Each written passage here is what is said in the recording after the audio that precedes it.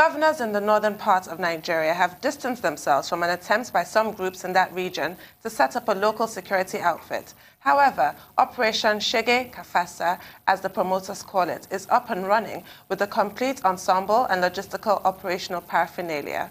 This outfit has followed the same path as Operation Amotekun in the southwest of Nigeria. The northern governors say Shege Ka Fasa is derogatory and does not represent the immediate and remote interests of the region. For more on this, we're now being joined by Aliyu Dahiru Aliyu, a civil servant from that part of the country, with a view to finding out what the common man in the streets really thinks about this development. Welcome to the program. Good morning. Good morning. Good morning, Aliyu. Hello, good morning. Good morning. Good to have you on the morning. Yeah, good morning. Yes. Well, quickly. Thank you. Shege Ka Fasa, we're told, means I dare you to attack or surrender. Is that the true meaning of that expression?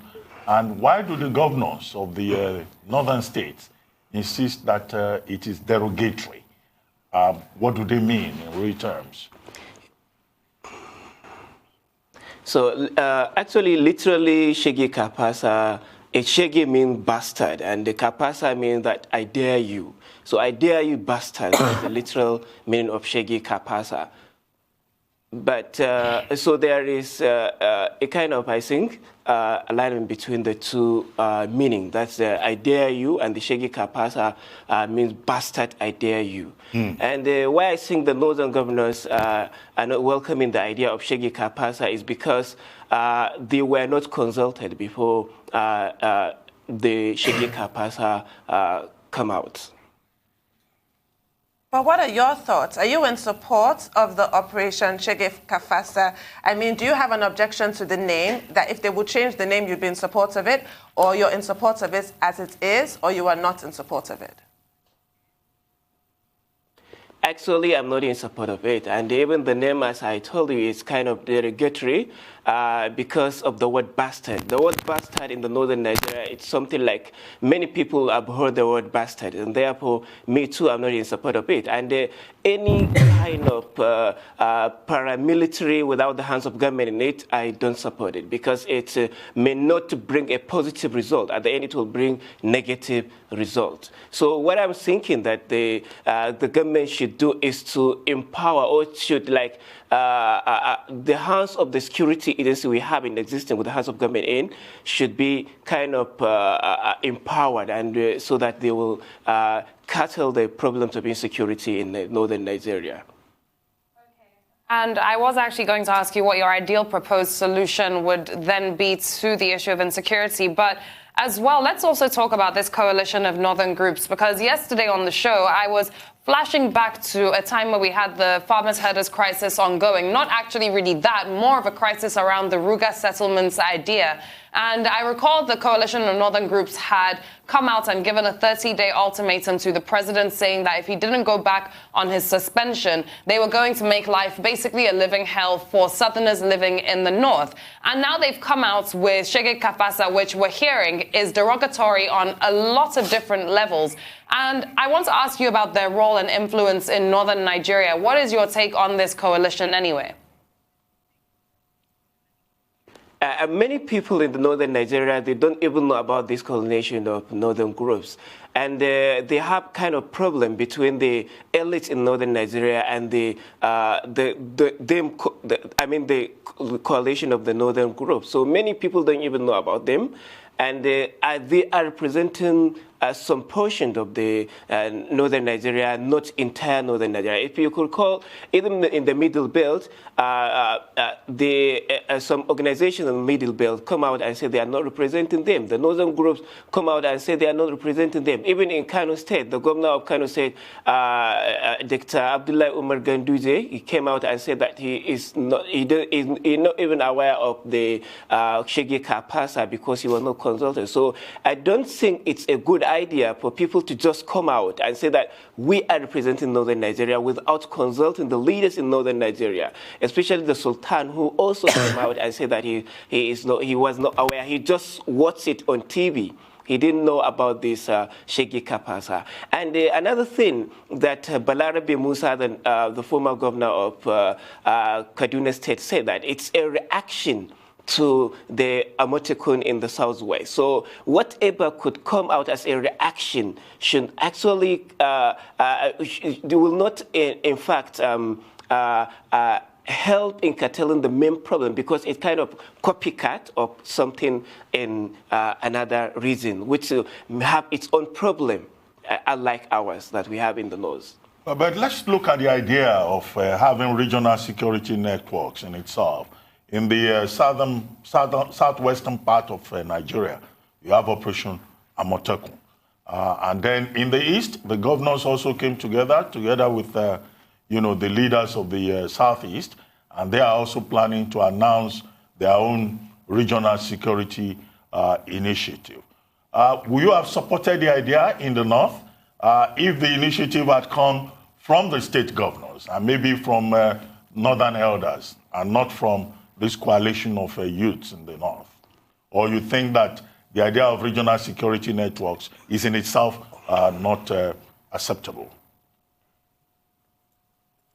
Yeah, to me, I think the regional security network should not be acceptable, because this is already divided Nigeria, because many people in the north now think that Amotekun, or in the other region, that's the southeast, or any other region, it will be against them, the common man in the street. That's why in Kano State, when TVC held an interview with the people in street, many people supported the Shege Ka Fasa. Many people, not knowing what Shege Ka Fasa, they don't even know about coalition of Northern Group, but they heard about Shege Ka Fasa, but supported it because of the reaction to the Amotekun. So anything that will divide this country, I'm not in support of it, whatever will it be. I'm in support of government to actually support the military and the police that we already have, and all the security agencies that we already have in the country, to be supported and be kind of empowered so that they could face the problem of insecurity in the country at large, not only in one region or the other. Thank you for that. You made a really good point about sort of the divided nature of this country at the moment, so we have to be sensitive to these rifts, to this friction that exists. However, Nigeria is severely under-policed. So what would you like to see happen in an ideal scenario? Because the idea behind these regional operations is to support the police and not to supplant them.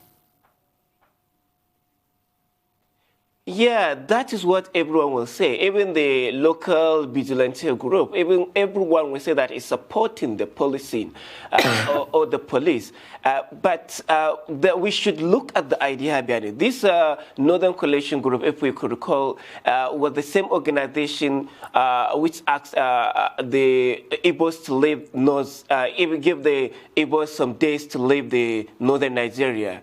Which El Rufai himself came out and said that he should not be, they should be arrested and prosecuted for that.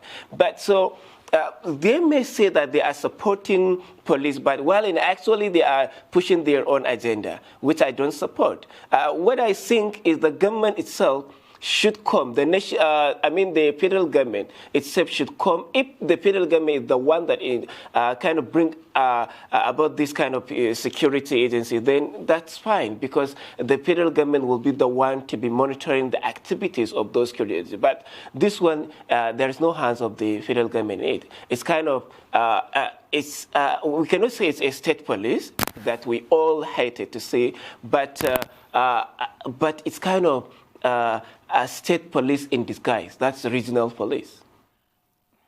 Well, there are several arguments for that as well. But on that note, I'd like to ask you something. What's your take then on the Kano State Hispa Corps? Because a lot of people, when Amotekun first came out and it was being criticized, a lot of people responded by saying, well, Kano State operates with Hispa, which has spread beyond Kano State now. And I'm asking this because Hispa have also, there have been loads of allegations out there about the way in which they have taken over the actions that the police should be doing. In fact, there are even allegations of them having arrested police themselves on a particular occasion. So what's your take on Hispa?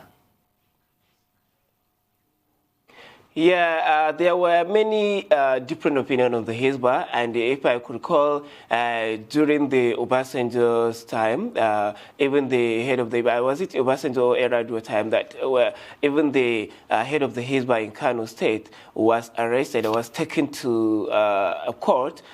So I don't think this one should be back because the court had already verdict of the Hizbah. I'm not sure. I don't know actually whether this is like Hizbah. I don't know fully the operation of Hizbah in Kano State. I have never read about the Hizbah and what the Hizbah should do and what it should not. But I don't think there is a kind of similarity between the Hizbah and the Amotikun. Well, Aliyu, let me ask you. Aziz Suleman, who is a spokesperson for this operation, Shege Ka Fasa, responded immediately. You know, northern leaders and governors objected to Shege Ka Fasa. And he made the point that, look, the problem is not with Shege Ka Fasa, that the problem is with the northern elites, who, in his view, are disconnected from the people and who do not, in his opinion, understand the plight or the expectations of young persons in the north. Now, this alienation between the people and the elite in the northern part of the country, is it really true, as phrased by Aziz Suleman? Yeah, everywhere you go, not only in the northern Nigeria, everywhere you are around the world, there is a class difference and there is a class struggle between the elites and the masses. So this could be, if we could look at it from this angle, then that is true. But when we look at it from the other angle, that they are our leaders, the elites are our leaders. I'm not saying that the elites are doing what the elites are doing is right, but I'm saying that these elites actually should be considered because they are also part of northern Nigeria. So whatever decision northerners should take should be with the elites because they are part of it. Thank you. Now, the coalition of northern groups said that their decision to sidestep the northern governors was deliberate because they thought that the governors would try and stop this operation, Shege Ka Fasa. And if there's opposition, they will go to the federal government. What are your thoughts on that?